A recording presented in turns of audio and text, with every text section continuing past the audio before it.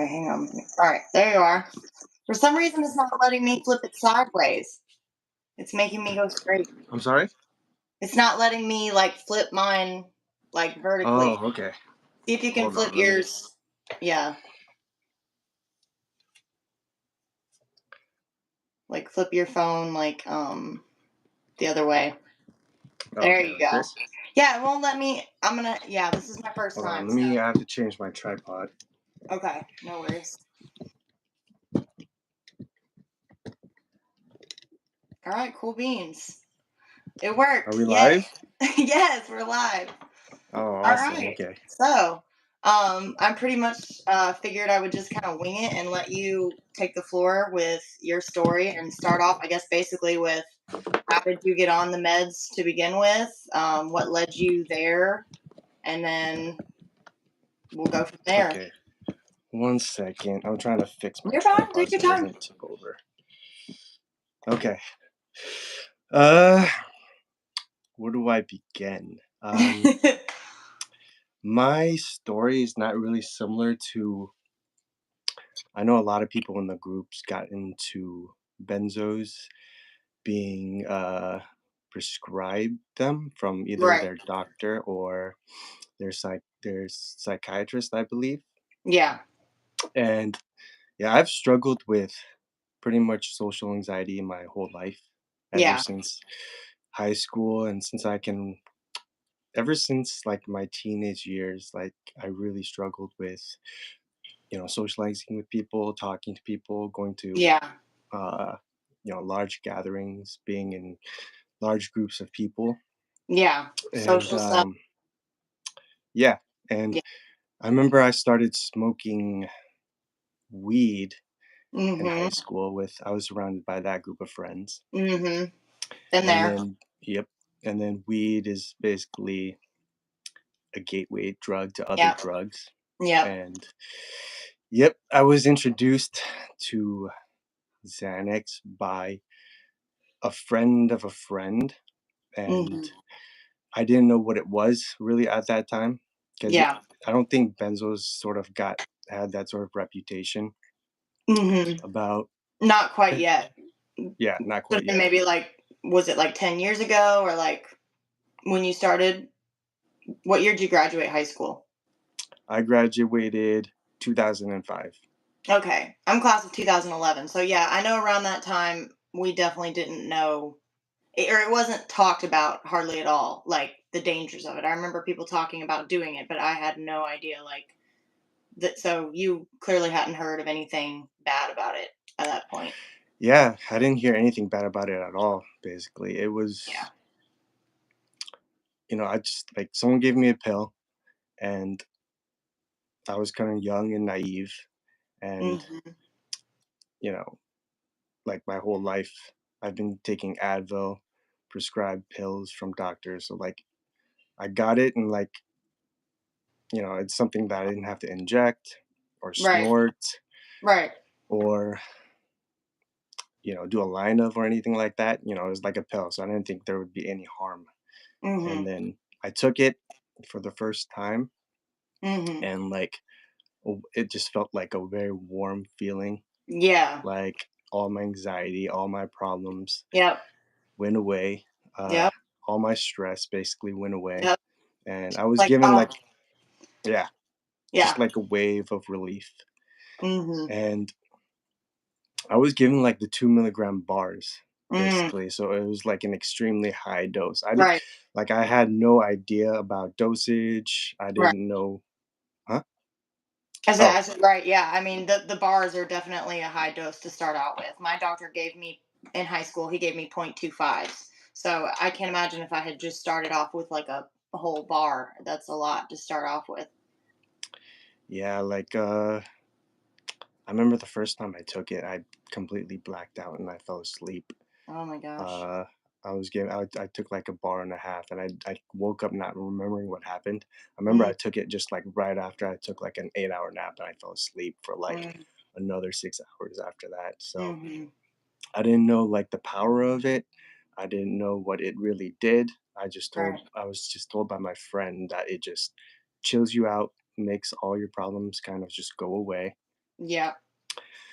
And it just spiraled down after that. I got Mhm. addicted. I needed more and more. Yeah. I was I was given never I never really got it in a pill bottle form. I ended up getting Klonopin like maybe 5 years into my sort of addiction, Right. and And thank God yeah, back then fentanyl wasn't, you know, as prominent. So if you were getting it like, not from a doctor, like nowadays it's like even more dangerous because like everything is cut with fentanyl. yeah, exactly. So like I'm sort of lucky in that regard to sort of be out of Yeah. it now. Yeah. Yeah, coming up on 2 years That's in awesome. about Congratulations. That's yeah, awesome. thank you. In about a Yeah. week. So, yeah, and for like the past 10, 12 years been just, you know, on and off of it, taking like very copious amounts in all kinds of shapes, all shapes, forms, sizes, colors Yeah. of Xanax. Um, been through every sort of withdrawal you can imagine. I think I've had every sort of withdrawal symptom that you could imagine. Yeah. Yeah, I've been in the hospital maybe 4 or 5 times. Like a I've like the regular hospital or like a detox hospital? uh like it sort of yeah, sort of like a detox mental facility sort of Mhm. hospital. Mhm. Been in and out of that 4 times. Mhm. And And you're like sicker than the people coming off heroin because that was my case. Like I was literally sicker than some of the people on street drugs.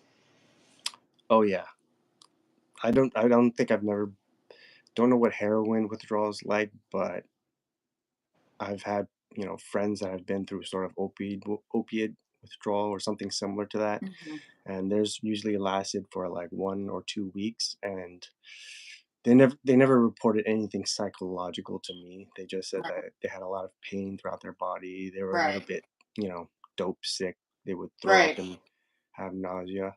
For me, Yeah. it was just like a combination of like that and all like Right. the mental The fear, the withdrawals. Like, anxiety, like to the like heightened, like even worse than it was before. yeah, times like 1,000. And like Yeah. Yeah. I went cold turkey too. Like I hallucinated. Oh my gosh. Um, I And you said thought, you went to work like that. yeah, had to work. That's, And there's a situation now involving work that I think caused me some PTSD. So work, going to work is still the struggle. yeah, same. Same. Oh, for you? Have you returned to Yeah, work I yet, mean, or? well, and I'm not as far along in my journey as you. So I went in, I got off Xanax and they cut me to a very low dose Valium, which essentially, since it's longer acting, is going to be easier to taper off of. But the doctor basically stabilized me because I was so sick in full blown Xanax withdrawal and was like, here, you can finish this at home. The Valium should be easier to taper off of. So I was on 2.25 milligrams of Xanax when I got into the hospital. They put me on 20 milligrams of Valium, which, according to the Ashton manual, is equal to 1 milligram of Xanax. So essentially, I cut my dose down a lot. If you're like, because like I said, Valium and Xanax aren't like equal in dosage. It's really complicated, but um, so I still have a little bit left to come off of. They say it's a really low dose and that it should be a lot easier since it's longer acting, but I'm not quite out of the woods yet. So you're completely off of them. I still have a little bit of a ways to go, but I'm at least not taking Xanax anymore. I really do think Xanax specifically is like the worst of the worst in the benzo family. Like they're all bad, but like Xanax is like a whole special, like just, it's very, very potent. Right, and it's very short acting too. Right. That's what I hear. It has Right. a short half life. Right.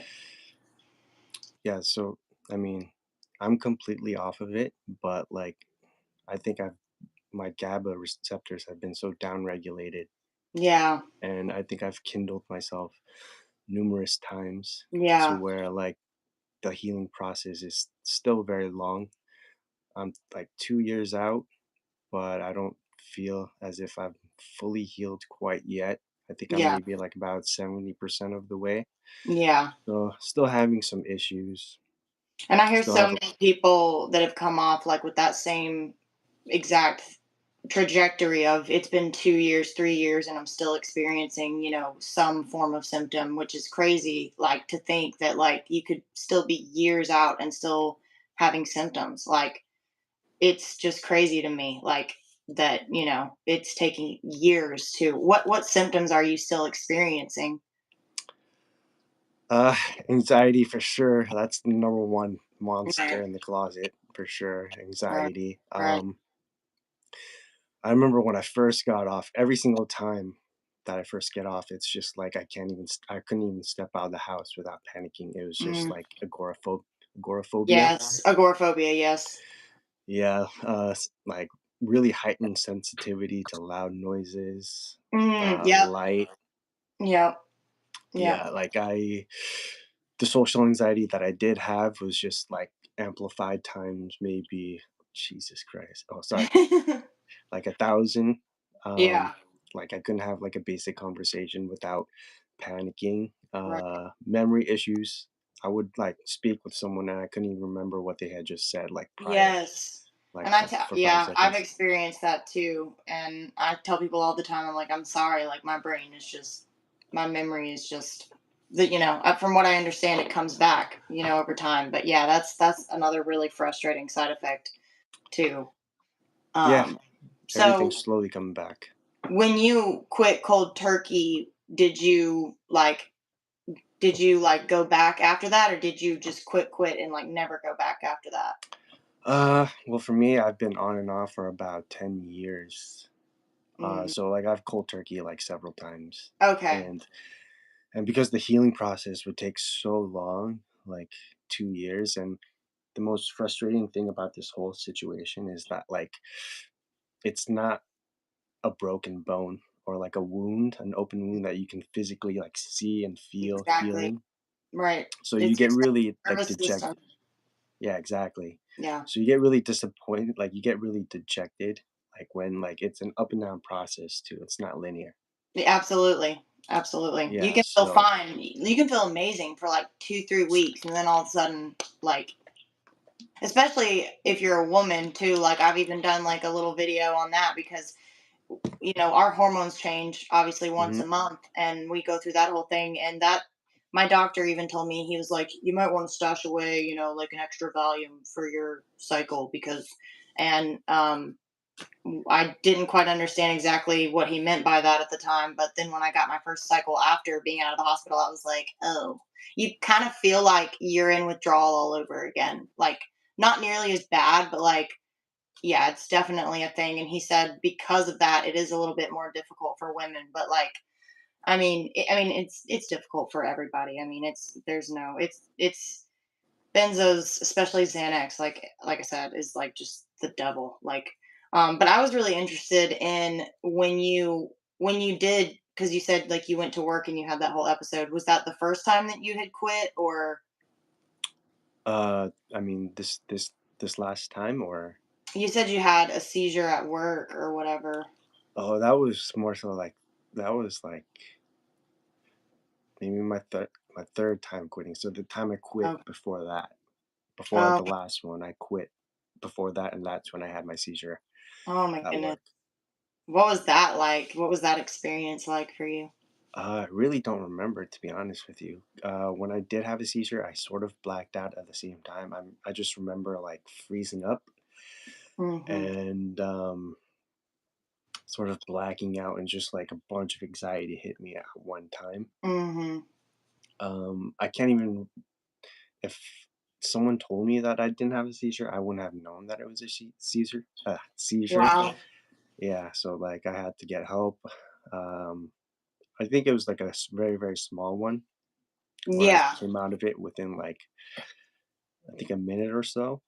Well, that's Um, good. So it wasn't like a grand mal, like you hit the floor and were foaming at the mouth kind of seizure. It was like more like a mini seizure. yeah, I was very lucky in that That regard. is good. I actually witnessed a coworker of mine have a grand mal seizure because he tried to come off alcohol too fast. um, and it was pretty scary. So that I've been like one of the things that scared me the most since trying to come off of these is what if I have a seizure kind of thing. Hmm. But that according to what I've studied, as long as you go slow, you should be fine. But that is pretty scary. So I'm glad you didn't have a more serious one. But yeah, Yeah, so same here. yeah. Um, so you're 2 years off. That's awesome. I Hmm. can't wait to get to that point. I haven't had a Xanax in a little over a month now, and like I said, I'm still taking a low dose Valium, so it's like I'm not 100% like off, but I have cut back, like at least half. Since I was like I said, because the doses are it's and that's the thing. One of the issues about all of this is there's so little other than Dr. Ashton. There's so little research to like really understand the withdrawal and how to best get these people off. Best get people. Also, the Alternative to Med Center. I think they really know what they're doing, but it's $64,000 to go there. You can speak to some of the um, nearby doctors in that area that I think can help you come up with like taper schedules and stuff. But again, if you're poor, it's really rough to get that kind of help. But I'm really your story to me seems like you're a really tough person because you pretty much as sounds like to me you pretty much just made the decision to do it on your own and muscled through it. I mean, was there anything so when you quit the very last time, now that you're 2 years, was that also cold turkey? Yeah, I've never had the option to taper because I was buying them from, I was buying them off the street, and that, Right. yeah, that really hits your wallet. And Yeah. I was spending like I was spending almost half my paycheck on these Mm, fucking pills. I'm sorry. right. No, you're Don't fine. mean to curse. No worries. And then But you run yeah, I out of just money, and then it's like, yeah, now you're out of money, so you have no other option but to, yeah. So did you have any? Did you have a seizure the last time you quit? luckily no, That's good. but I think but the other symptoms kind of flared up even more so than when I did have a seizure. When I did have a seizure, I didn't have like a certain symptom that I have now, is whereas like I have like a hand tremor that's Hmm. it's sort of subsiding, but it's taking quite some time to do so. Really? So you still kind of have that a little bit? Yeah. It comes and goes, or Uh, it comes and goes. If I exercise really hard, then my whole body starts to shake, oh wow. especially my hand. Oh my goodness. And So see, that's a that's just big the one. thing. Like, our brains and our nervous system exist in such a delicate balance that, like, when you are taking a benzo and you're taking something that's completely rewiring that delicate balance, like, it just goes to show how many crazy symptoms can manifest in your body, things you wouldn't even expect. Like, I remember when I was in the hospital, my legs were shaking uncontrollably. I had really bad akathisia, which is where you like can't sit down, like you literally can't sit still. Like you have this overwhelming urge to just get up and walk around. Did you have any of Hmm. that?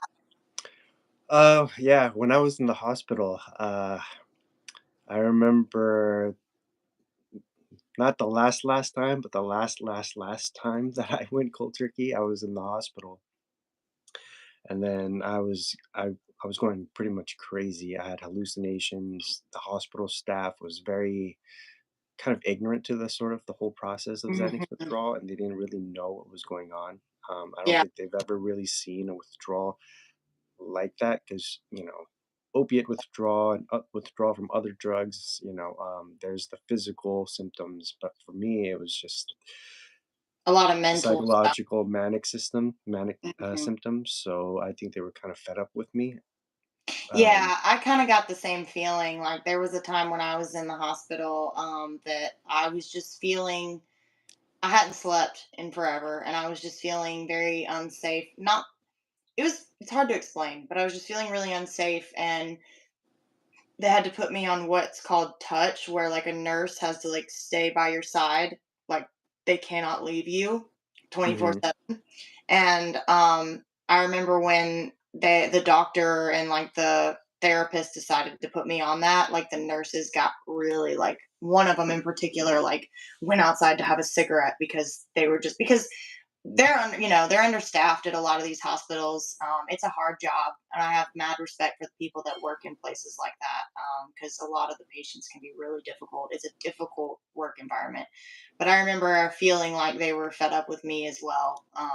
And it's like so psychological, like you're saying with Xanax. Like it's like a lot of the people that are, and I don't want to be that person that like compares and says it's harder than heroin or it's harder than meth or whatever, but at the same time it's just different, and they have so many like protocols in place for someone. So, meth, they give you methadone. Heroin, they give you Suboxone. If it's alcohol, they give you Ativan. But if it's a benzo, like they don't have anything to give you. They don't really know what to do, and they seemed pretty fed up with me as well at one point. And then luckily, I was able to finally get some sleep. And the next morning, after, because I would say I was probably on touch with a nurse for about 12 hours, maybe a little more. And the next morning, I finally got some sleep just because someone was sitting next to me. It was able to keep me calm enough to finally get some sleep. Because I think that's part of what makes you go crazy is you can't sleep. I don't know if you experience like just not sleeping at all, Mhm. but I could sleep. And so when I finally got some sleep, I was able to calm down enough to be like, okay, yeah, I'm, y'all can I'm good now. Like, and yeah, so that was that made me feel bad, and I had this like layer of guilt because I felt really bad that I had to take up like because there were some nurses that had to like stay late and like leave their unit to like come watch me, and I felt so guilty for that. Um, but yeah, I know exactly what you're saying when like I felt that too in my experience. So you said you had hallucinations. How would you describe that? Um, I think I had hallucinations maybe only once or twice. Um, and I don't really remember this, but I was told this is where like I was in the hospital and I was meeting with my family in the visitors room, and then I suddenly got up and then I went to another family's table and started directing them like I was a filmmaker, and then that they were actors, and I told them to act out a scene, and Oh I my told them goodness. like, you got to do this, this, and this, or cut What? or something like that. That And I don't is remember this at all. I was told this, right. and yeah, so that's one situation where I hallucinated pretty bad. Wow. And then another time whereas I was in the visitors room again, and I guess the TV wasn't even on, Mhm. and I thought the TV was on, and I thought that there was a police chase going on, and I was freaking out, and I was going around the room yelling, and I think the nurses had to sort of subdue me. Oh my god. And I don't even remember this either. I was told this. Wow. So, and what I do vaguely remember is that all of this has happened in the hospital because that's where like my symptoms were the most severe because I had just gone cold turkey. Mhm. And it's where I was imagining Pokemon in the visitors room, and I was running around trying to catch them. Are you serious? Yep, that's one that I sorta have a bit of a memory about, but yeah, all Wow. of it is So very, you very saw like vague. specific Pokemon that you were trying to chase down. Yeah, I remember one being a That's Bulbasaur, if you know what a Oh Bulbasaur my is. goodness. Is that something you Yeah, can look back at now and kind of like laugh about? I actually kind of enjoyed that, you know? It wasn't so bad, it was kind of like a crazy acid trip, if you Right. will. Yeah, yeah. That is bizarre. Cause like my brother was coming off of his antipsychotics and stuff. I know he had some hallucinations, but they were very dark and very scared. Like he said he felt like I don't even want to go in. They were so dark. Like he would have dreams that he was being like dismembered and like just like awful hallucinations, things grabbing him Wow. in his sleep. Antipsychotics are a whole nother subject because essentially from my understanding what happens is when you're medicating something, like if you're medicating anxiety with Xanax and then you try to come off the Xanax, the anxiety increases. If you're medicating psychosis or someone who, and that's the problem, is they prescribe antipsychotics off label for sleep, like Seroquel, for example. Mhm. And so then my little brother trying to come off of that, the psychosis symptoms, and then it makes you even more crazy than you might have been before coming on them. So but that's a whole nother topic, I know. But yeah, wow. I think the Pokemon thing is pretty interesting to say the least. Yeah, That's it's wild. probably like the one decent memory I can take away from the hospital. Yeah. Yeah. Did you have to explain that to like the staff later on because they were like just seeing you run around and had no idea what you were doing? Uh, I don't think I was in the right state of mind to sort of explain it, but they knew that something was going on and that Right. I think they were informed later about Xanax withdrawal, and most of them were ignorant, but some of them had an idea of what it could do. So I guess Right. they were just like, let him go through what he needs to go through. They gave me a couple medications I can't really remember. One of them being an antipsychotic, Mhm. I believe. And yeah, I don't remember any of this really. I was Mhm. told this. Mhm. So yeah, that's basically what Are you happened. having to take anything now, or are you like totally medication free, or?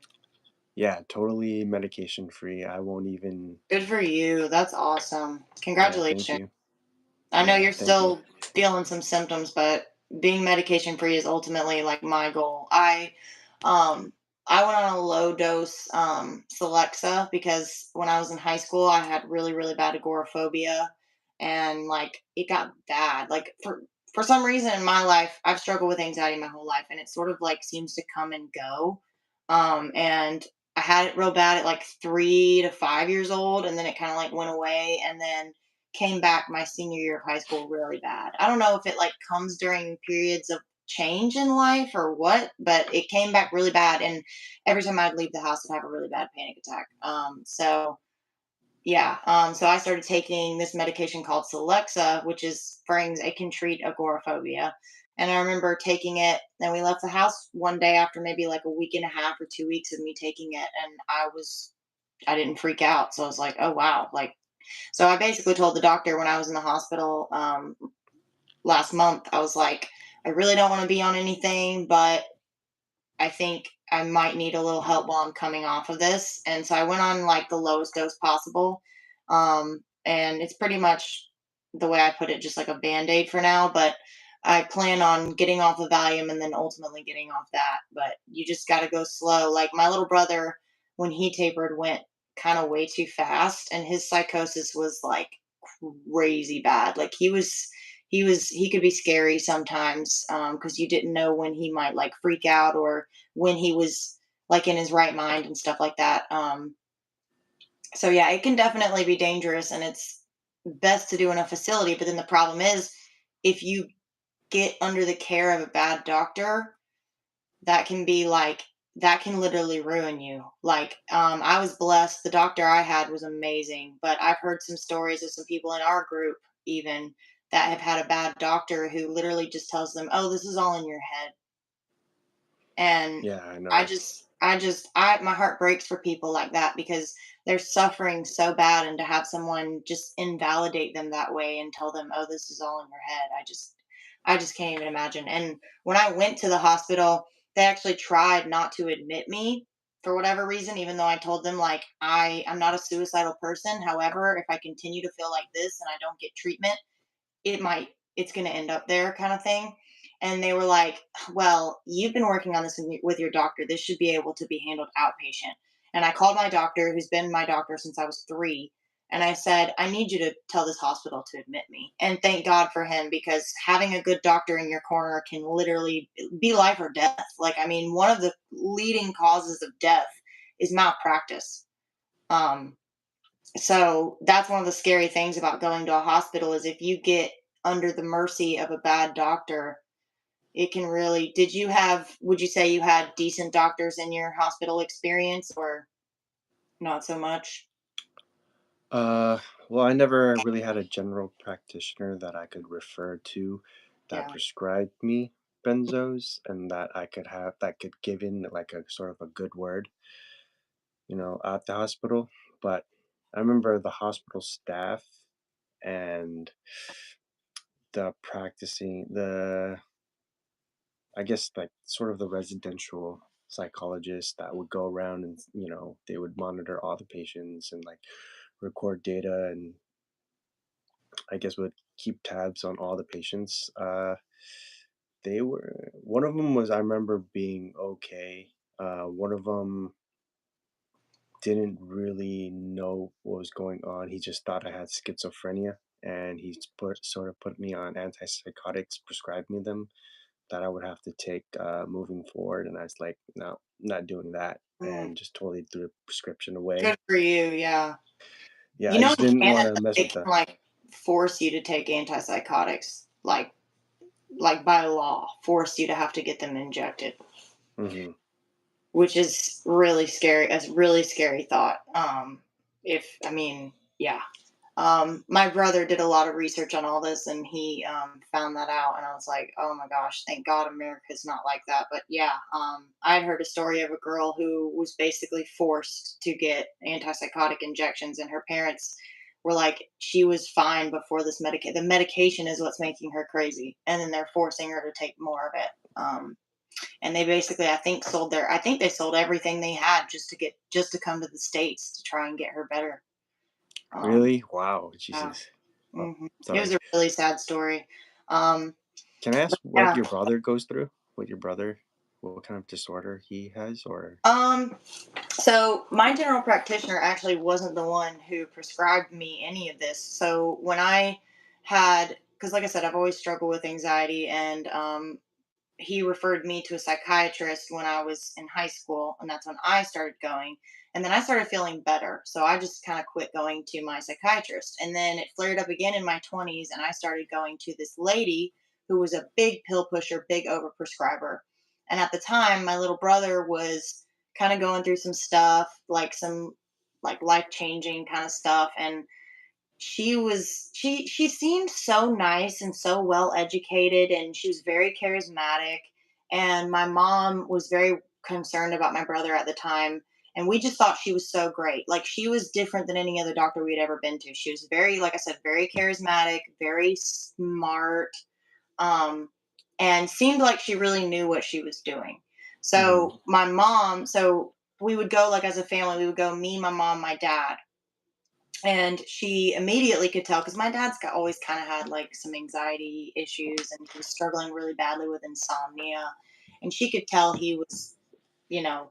And sometimes I think, not every some people are an apple short of a picnic, but that doesn't mean they need to be on an antipsychotic. But she decided my dad, and she ended up having my dad on 400 milligrams of Seroquel by the time she was done with him, and he is tapered slowly over this past year and is on 50 now. But my little brother, my mom was worried about him, so she was like, well, this doctor's seeing your sister and your dad, maybe she could help you too.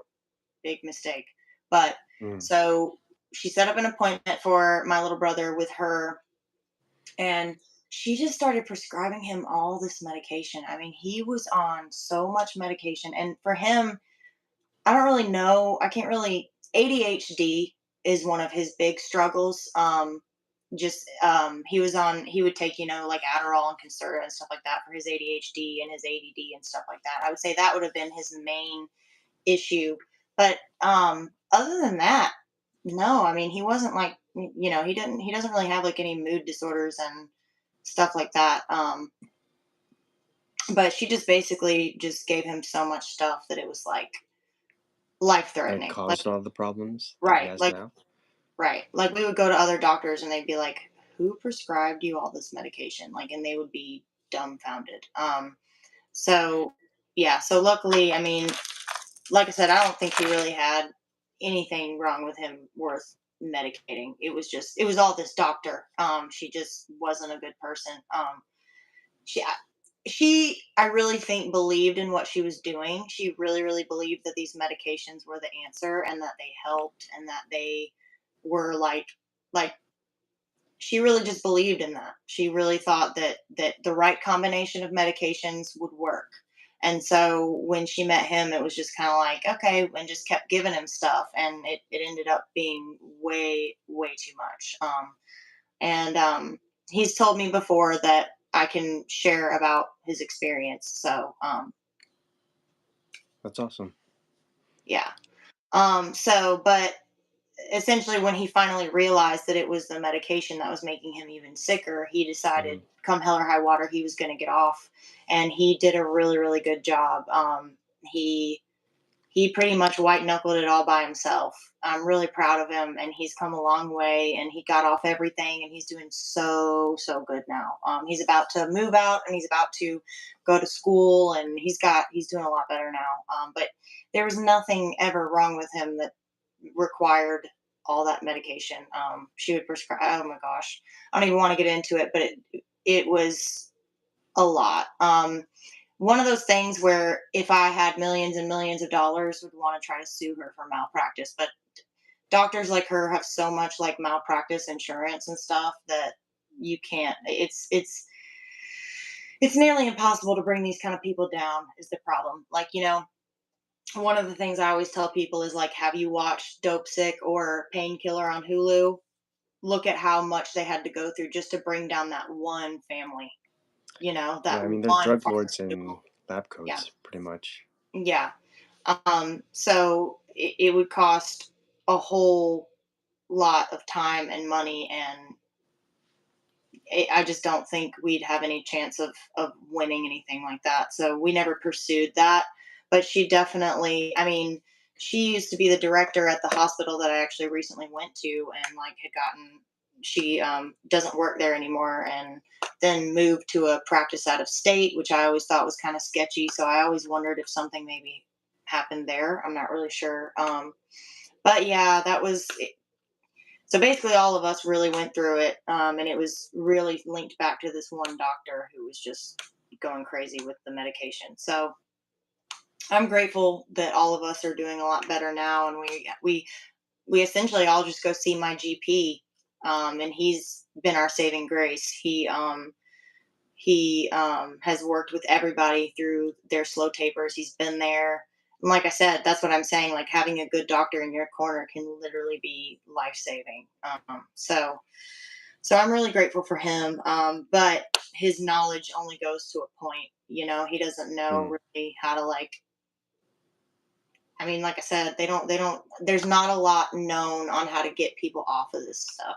They know how to write the prescriptions, but they don't really know how to help you get off of them. And he's not I mean, as somebody long as I've he knows to treat medications as some sort of like sacred, sort of, or yeah, yeah, with care, and doesn't yeah, give them out willy nilly, then yeah, yeah. you He know, was never that type. He'll prescribe medications like any doctor, but he was never like an over prescriber or anything like that. So, and I think he's learned a lot through watching us and what we went through, and I think he really has seen like, wow, I think he's learned a lot through our situation. And I think more awareness needs to be raised about it, which is why I started the channel in the first place, because I wanted to get the word out that this stuff is dangerous and it can be very dangerous. So, um, and that's why I wanted to also bring other people on the channel to share their stories, because there's so many people out there with stories to tell. Like hmm. yourself. So I would say I'm really happy for you. 2 years off. What are you doing now? Like, besides, I think you said you had a tincture that was helping. What do you do now that helps with your scenario? Now I just stick to natural stuff. Uh, Exercise, try to exercise every day. I try to run a mile a day, and that helps. Good. That sort of intensifies certain symptoms and makes them flare up for a little bit of time, but overall, um, it helps calm me down quite a bit. And I know it speeds up the healing process, especially in the nervous system. At least that's from what I've read. Um, and exercise, I feel, is always a good thing, whether Yeah. you're not going through any sort of withdrawal or not. Um, yeah, like you said, I'm taking the Amanita muscaria tincture. It's a mushroom tincture that I met somebody through Facebook, and they make it to help sort of heal GABA receptors. Hmm. And I'm not quite sure if that's helping at the moment. Um, But, Sometimes I you just think take it it right. is, and then sometimes you're like, maybe it's placebo, you know? Yeah, one or the other. So, Yeah, can't really tell if that's helping or not. Trying to get as much quality sleep as I can. yeah. Um, Meditation. Currently going through doing something called EMDR therapy, which has helped quite a bit. I just started that like about a month ago, and that's made a significant difference, like night and day almost. Really? I've not heard of that. So it's called what now? EMDR, EMDR. yeah, eye movement desensitization and reprocessing.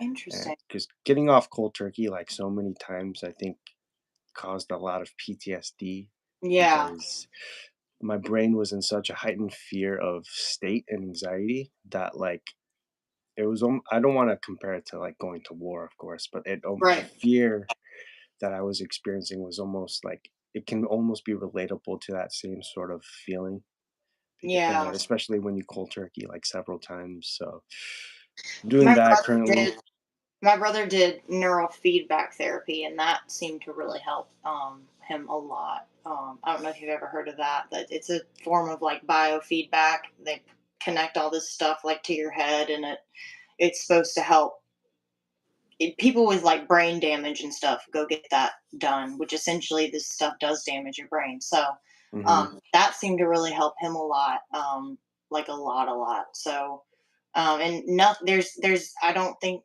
any type of miracle cure for it, but whatever that therapy was that you're talking about, I definitely would want to look into that because I hadn't heard of that one yet. That's a new one. Yeah, I mean Is it that. expensive? Uh, I'm sorry. Is it expensive? Uh, Without insurance, it's about $220 per session. So yeah, very expensive. Yeah. Um, but with insurance, I'm currently paying $30 per session. Nice. How did you do you have private party insurance? I'm assuming you must probably have because they don't really. Uh, Insurance from my work. Oh, okay, yeah. So private party, they don't. Yeah. Because mine is through marketplace, so I doubt I would qualify for that. But maybe, hopefully, I could find a decent company soon, and then be able to get insurance for stuff like that. Because I would imagine I would need to start that kind of thing once I'm fully off the Valium. Um, Until then, I've been drinking celery juice a lot. They say that's supposed to be really helpful, and I did cut from 20 to 17.5, which should be equal to like 0.75 milligrams of Xanax. But again, there's no like, you can do some calculators that'll say that's equivalent to 1.2 milligrams. Some say, I mean, there's no, like I said, there's so little known about this kind of thing that it's like just like a mystery topic kind of. But yeah, I mean, I'm glad that you're like that you made it through it and that you didn't give up. I mean, there's so many people that the suicide rate of benzo Very, withdrawal, very high. yeah, Or is it high? because But people can't handle it. Like it's so intense. I mean, I literally the way I would describe it is I felt like the best way I could come up with to describe it was I felt like I was being tortured alive. It felt like as if someone had strapped me to a table and was like cutting me with knives. Like not the physical sensation as much as how it would make your brain feel to just mhm. not have a moment of peace because someone is torturing me. That's kind of how I would the best way I could come up with to put it into words was just there was no like not a single moment of like, aha, like I have none of that. And if you can't mentally, if you're not like mentally tough enough to handle that, like I heard a story of a woman who like ran out in front of a moving train. Bless her heart, because she just couldn't take it anymore. Wow, So really? She stepped in front of a moving train? because she couldn't take it. I was watching some sort of documentary about, and I don't even know if it was Xanax in particular that this woman was taking. She was on, it could have been an antipsychotic. I'm not sure. There's a lot of medications that are hard to come off of. But the lady that was describing the situation said she was in a support group, and one of the members of her support group said, she said this week she walked in front of a train because she couldn't take it anymore, and that really stuck out to me. I was like, wow, that says a lot, Yeah. like like so I'm glad that you were able to stick it through and make it till the end, and that took some serious mental toughness. So Yeah, thank you. I appreciate it. I'm not out of it yet by any Yeah, and I stretch. mean, you're coming on social media and sharing this live, and I'm sure that can make you anxious even. So I appreciate you doing that and, sharing your story. I think the more people that come on and share their experience, hopefully the message will get out. I think it is starting to with benzos. But they've been around for a long time, but um, they were kind of like rebranded in the 90s, I guess. Like, because it was Hmm. like barbiturates, right? Like in the 60s and 70s. And then that was bad, but there wasn't social media and stuff back then to really get the word out. And then it switched over to like Xanax, Clonopin, what we know now as like benzodiazepines. I think Valium was actually around back then as well. That one's been around for a while. Um, but I guess it was one of the ones that wasn't as bad, so it didn't get taken off the market. I don't know, but I think they're all pretty bad, and I wish I didn't have to still be on one. But for me, I had to stabilize because I had to continue working. I have a car. If I were to just say, okay, I'm gonna cold turkey, like I couldn't keep working. I had to like stabilize myself so that I could keep working. So unfortunately, I had to stay on a low dose, but I'm hoping in a year's time I'll be done and off of it. But I also was a really bad alcoholic, and I've been sober from alcohol for over a year, so that's a Oh, win. congratulations. Thank you. Yeah, that's my win that I hold on to, and I know I'll have a win on this one too, and I'm really glad you do as well. Um, and yeah, I'm really glad we were able to have this discussion. Is there anything else you would like to share, or any more questions you have? Uh, Not really. I just happy to share my experience and try to raise awareness, even if it's on like a very small scale with Yeah, this YouTube channel. yeah, Hopefully, it can reach people who are going through a similar experience and help. The worst aspect I think is other people not really believing you. yes, Yeah. yes. I said that one time. I sent the group like a message one day, and I said, I think the worst thing about this is nobody believing you. Is my family looking me in the face and telling me you're fine. There's nothing wrong with you. You're just having an anxiety attack. And it's like, no, this is more than just an anxiety attack. That it puts you in such a lonely place where you just feel like it's I can't even, yeah, that I would agree is definitely one of the worst things about it. Yeah, and just people telling you that everything is in your head and that you need to Yeah, keep moving forward when it's almost impossible to do so.